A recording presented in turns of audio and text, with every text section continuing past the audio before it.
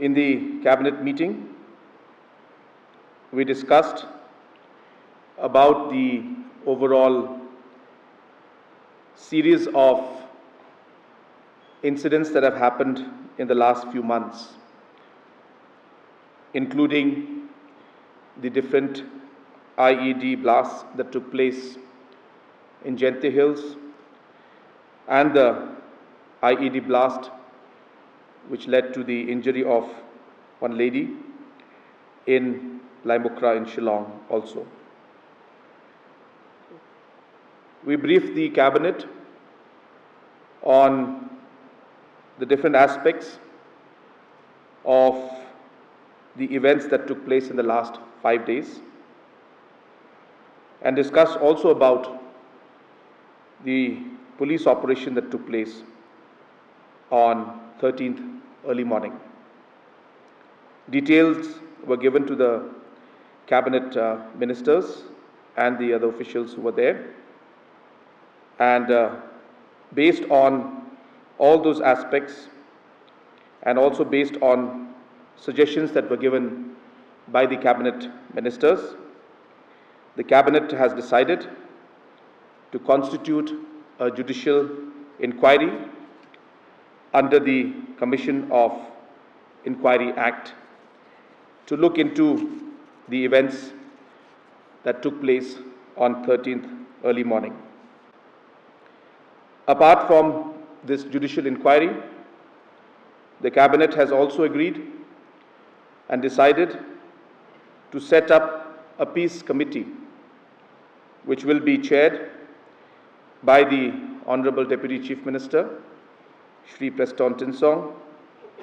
and Honorable Cabinet Ministers, Shri Hamletson Dolling and Shri Renington Tongkar will be members of this committee, and this committee will co-opt other members from civil society, including religious organizations, the local headmen, the Sinjuk Kirangbashnong, and all other civil society and members that the committee headed by Deputy Chief Minister feels appropriate that should be included in this peace committee. At the same time, keeping in mind the overall situation that's still prevailing in Shillong city, it was also decided that the curfew will continue for the next 24 hours also, which means the curfew has been extended to Wednesday morning 5 a.m. and so will the internet services in terms of the mobile internet data services will also be closed for the next extension again for another 24 hours. Apart from that, of course, there were other areas of discussion relating to law and order that took place,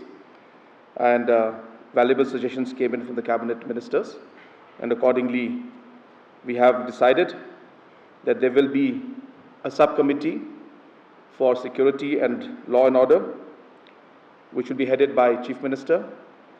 and Deputy Chief Minister and Home Minister will also be part of that committee. This committee will also further look into the different aspects of law and order, the future threats that there may be, at the same time look at overall strengthening and overall functioning of the police department as a whole.